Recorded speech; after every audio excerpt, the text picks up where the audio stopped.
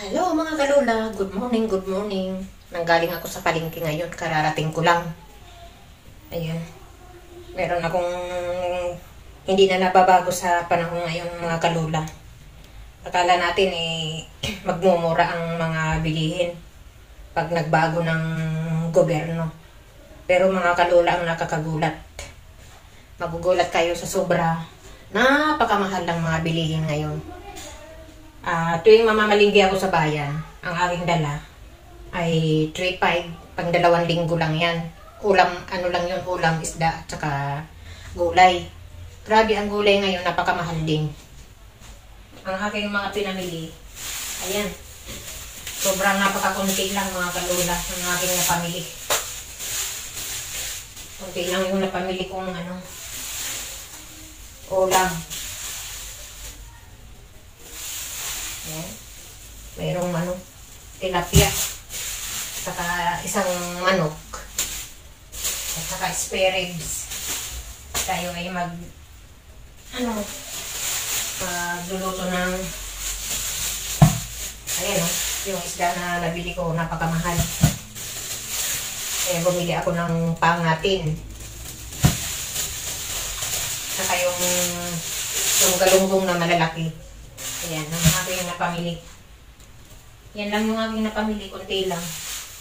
Tsaka bangus na daing. Dati ang presyo nitong bangus napandaing ay 100 lang, 110. Ngayon magugulat ka, 150.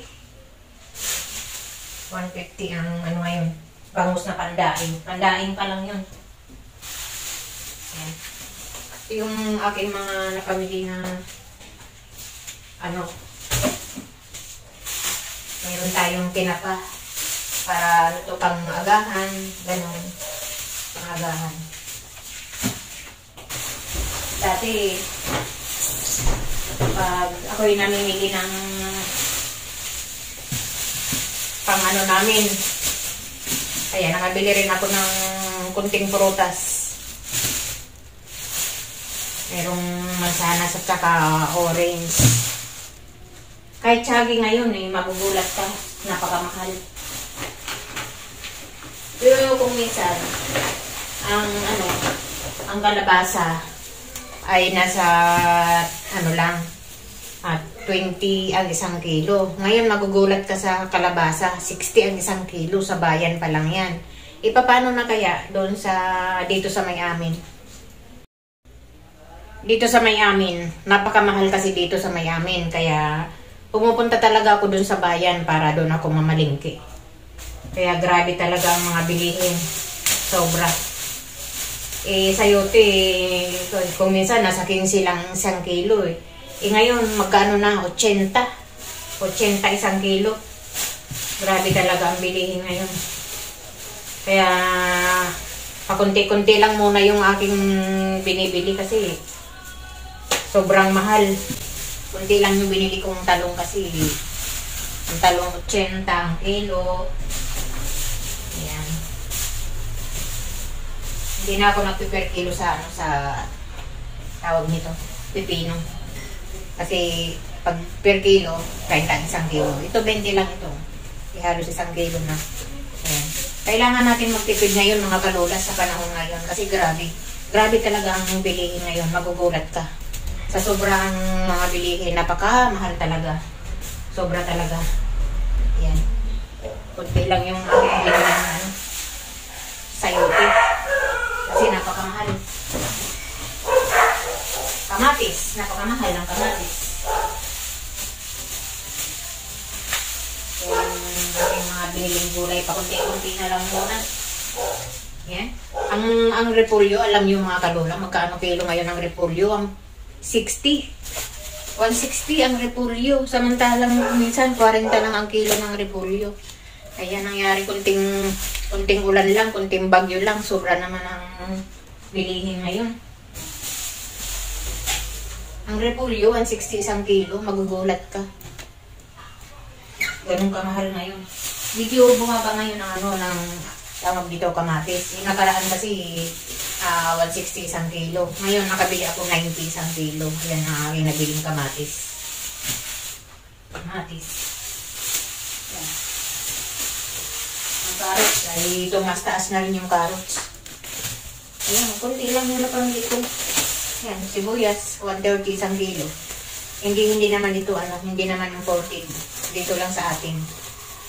130. Yan, bawang. Mahilig kasi ako sa pagluto ko. Mahilig ako sa bawang at saka, sibuyas.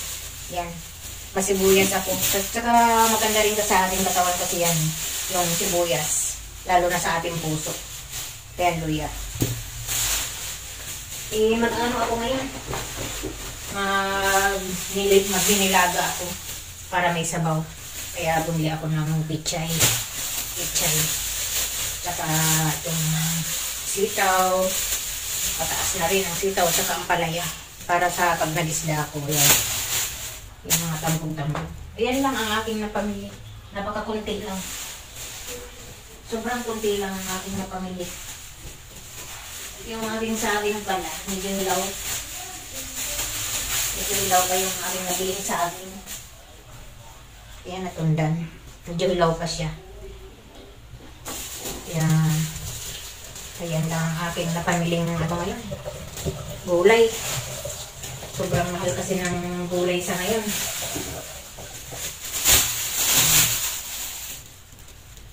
Atin muna itatabi yung ating gulay. Okay, maghuhugas muna tayo ng isda. Ayan, nagpa-deliver ako ng bigas. Napakamahal din ng bigas.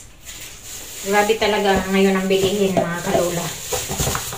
Kaya kailangan natin magtipid sa ngayon. At magdubli sikap. Kasi grabe. Paano na kaya ang talagang naghihikaho sa buhay na ang kita ay kumisan wala pa sa minimum yung kanilang kinikita. Paano na ang buhay nila, tapos maraming anak. Ay naku po, grabe talaga ang mga bilihin sa ngayon. Kaya kawawa naman yung mga kumikita ay sobrang konti lang, pero ang mga bilihin ang mamahal. Paano na ang buhay? Maglalaga si Lola ng buto-buto. Kasi kailangan natin ng may sabaw. Lagyan lang natin ng pichay. Ayan. Atin muna itong pakuluan at yung unang kulo nito atin munang itapon. Kasi para malis yung dumi-dumi. Ayan. Pakukuluan muna ni Lola at pagkakulo nito itatapon muna yung unang kulo. Ayan. Sandali lang mga kalula. Tayo ay maglilinis ng ating pinamili.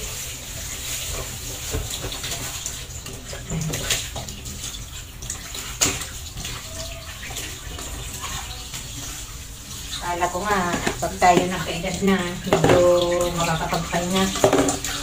Hindi pa rin pala.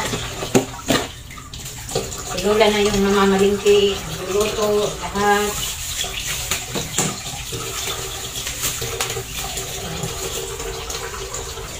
Sa aking nabiling,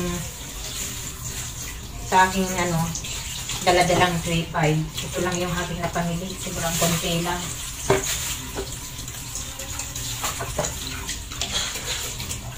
Atin lang hugasan ng konti kasi inuulit ko rin naman ito bago lutuin.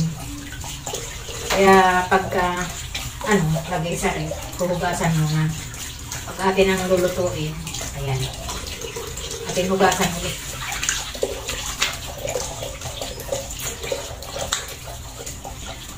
Bali, 4 na hiwa lang yung aking pinagawa dun sa tindero. Kasi hinihiwa ko rin naman ito eh.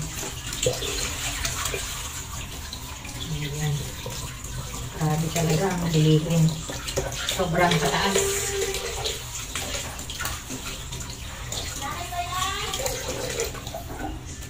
Ayan. Matatapos Tapos na tayong maglinis ng isda. Marami tayong nilinis na isda. Bago rin naman ito lulutuin ko, ay inuulit ko rin naman itong maghugas. Kung bago lang natin ilagay sa rep ay ating hinugasan. Pero inuulit din naman itong maghugas. Para pag nilagay natin sa rep ay malinis na siya. Ganyan si Lola, bago natin itago yung ating pinamili ay ating lilinisin muna.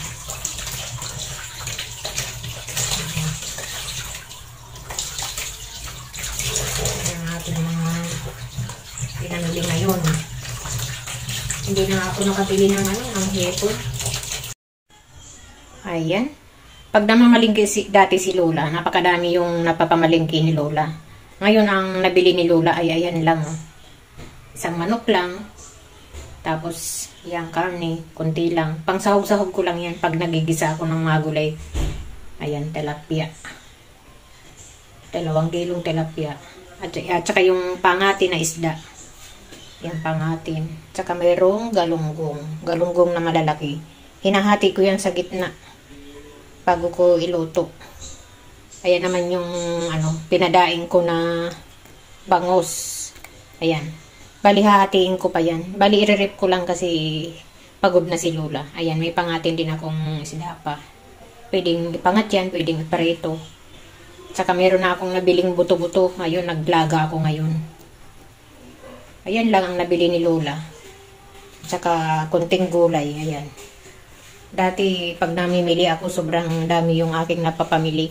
Ngayon, sa sobrang mahal ng mga bilihin. Ayan, kunti na lang yung nabibili ni Lola sa ngayon. Grabe. Yung 2-3-5, yan na lang yung napapamili mo. Tapos, pag hindi inaabot ng ilang linggo, ayan, nagpapabili na lang ako dyan sa talipapa kung ano yung kulang ng mga gulay-gulay. Kahit na sobrang mahal wala tayong magagawa kasi kailangan natin Kailangan natin kumain. Ayan. Kaya lang, siyempre, kailangan natin dagdagan yung ating pag-sip. Kailangan natin sipagan pa. Maglagay na tayo sa rep ng ating mga hinugasan na isda. Kailangan natin ngayon mga kalola magtipid-tipid ng ating mga pinamili. Kasi grabe ang taas ng mga bilihin ngayon. Ay, yung iba pala, wala akong dakit sa iba kung ano. Ayan. Ayan ang tilapia.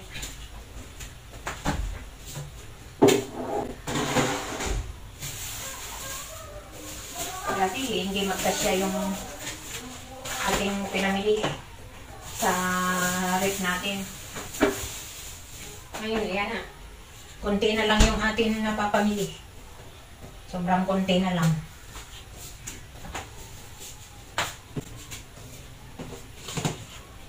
Yan.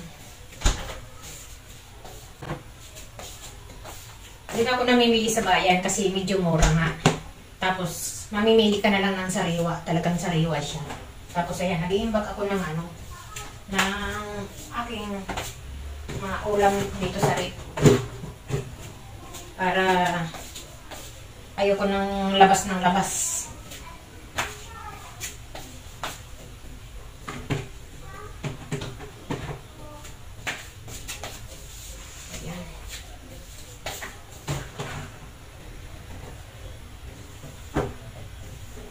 Ayoko ng labas ng labas. Kung mamimili ka na tuwing may kailangan ka, tatakbo ka dyan sa dyan sa talipapa namin na sobrang mahal. Kaya kailangan natin na lang, stock na lang ng ating makakain sa araw-araw. At tipid pa sa panahon, sa oras. Kasi tuwing magluluto ka, dukot ka na lang ng dukot sa rep. Hindi yung tuwing magluluto ka, tatakbo ka dyan sa talipapa dito sa may amin. Sobrang mahal. Ako, mahirap ng lalo na tayo ay mayroon din naman hanap buhay dito sa ating bahay. Kaya nakabili ng kunting prutas si Lola. Dun sa natirang pera pa ni Lola ang kunti.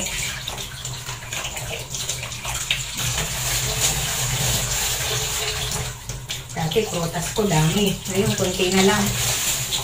Sa mahal ng bilihin.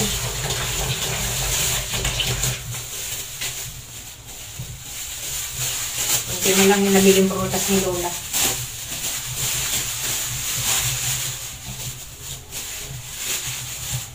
Kaya, paano na yung talagang isang kahig isang tuka lang. Paano na sila mabubuhay?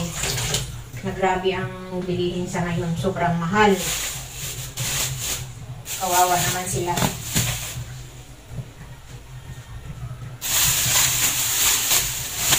Tayo ay magliligpit ng ating gulay. Ayan mga kalola, sa mga nasa kusina lagi. Kailangan natin magtipid mga kalola. Meron pala akong nabiling lansones pa.